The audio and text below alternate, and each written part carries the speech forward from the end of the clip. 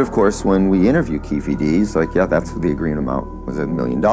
So according to Keefe, he's claiming that Puffy offered him $1 million to kill. A startling revelation has emerged as it appears the evidence of one of the shocking allegations the former gang member Keefe D made against music mogul Diddy is coming out online. Keefe D claims that Diddy allegedly offered him $1 million to carry out a hit on the renowned rap figures Tupac Shakur and Suge Knight, and now it appears evidence of that claim is coming out, at least if online sleuths are to be believed, while Keefe D asserts that he declined the offer. These allegations have sent shockwaves through the hip-hop community. Questions arise regarding Diddy's potential motives, and there is a growing sense that there may be more to this story. It appears the truth is slowly beginning to surface. Keefe D, a key figure in the 2Pac case, has unveiled intriguing details about the fateful confrontation that claimed the life of the iconic rapper. This former member of a Southern gang has openly confessed his active involvement in the incident, driven by the promise of $1 million reward. However, it is now revealed that he never received a single cent in compensation. Never. For anything. Nothing. Not even a pair of Sean John drawers. Also acknowledged that he informed Puffy that he was running low on ammunition as their firearms were being confiscated during a police raid on his house.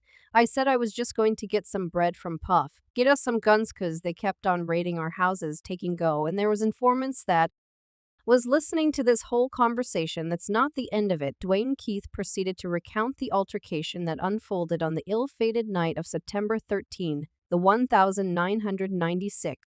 Get some bread from Puff to get us some guns because they kept on raiding our houses, taking our guns. And there was informants that was listening to this whole conversation.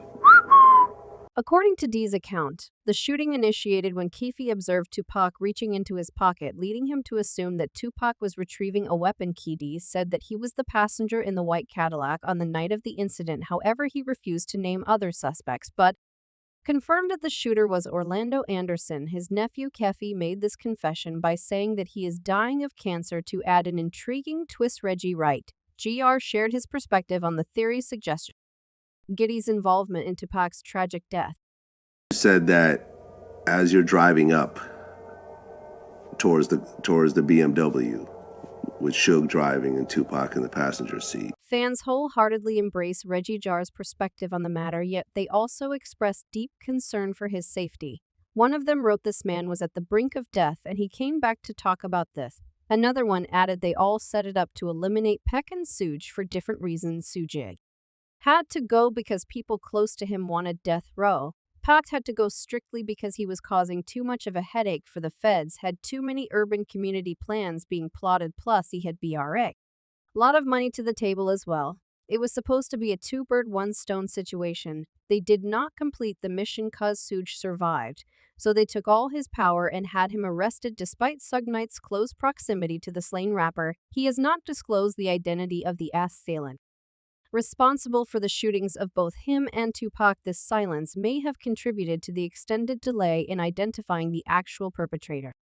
Met with Puff at a sandwich shop, and Puff told him he would give him $1 million. When Suge Knight faced accusations of having knowledge about Tupac's case, his response was, Sure should know who shot Suge.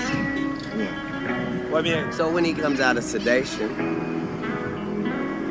I'm sure anybody who gets shot will tell you who shot them, right? as you've observed, even though Suge denied any knowledge of the culprit, he took the opportunity to boast about his influence in his territory, revealing his criminal tendencies in his speech. Now you might be wondering how these critical details came to light and why Tupac remained elusive too. This day, it's important to note that Tupac's demise had a profound impact on the underground world.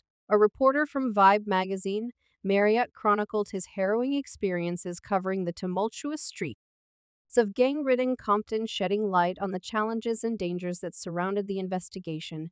There are no easy answers to the myriad questions surrounding Tupac's demise, but it has become clear that the rap star's death and the 3H that followed are only the most visible tragedies. In a web of intrigue that extends deep into the LA underground, Tupac's D undeniably had a significant impact on the political landscape, and it's clear that politics played a pivotal role in the ongoing mystery.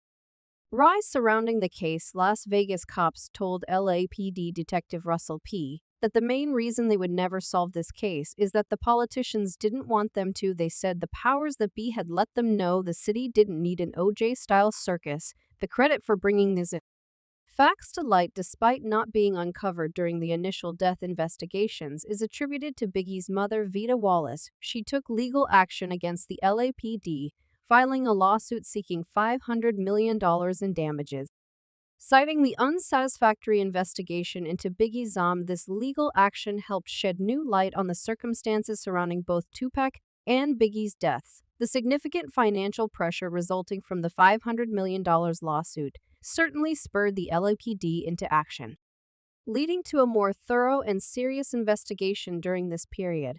It was revealed that Biggie Smalls, also known as the Notorious B.A., had a connection with his wife Faith Evans as an accomplice in some aspect of the case.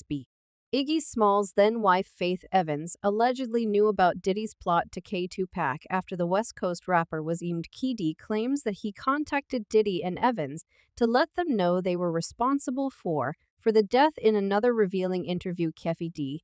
said the details of his four encounters with Sean Diddy Combs, each intricately linked to the Tupac saga. These clandestine meetings took place in San Diego, Anaheim, Irvine, and Las Vegas, and they have raised significant suspicions in connection to the investigation. According to Keefe D, during these secretive rendezvous, Puffy allegedly disclosed a chilling plan that involved the D of both Tupac Shakur and Suge N. Which of those four is it? When talked to him about murdering Tupac, it was really about both them, either one of them. It was Tupac, and you mean the interview takes a dramatic turn when Keefe D delves into a crucial moment at a party in Anaheim, where he claims to have been in the company of Puffy. This scene seems straight out of a movie because at this gathering, Puffy allegedly made a shocking statement. He purportedly expressed his readiness to go to great lengths to remove Tupac and Knight from the equation, said he was anything for them D-head.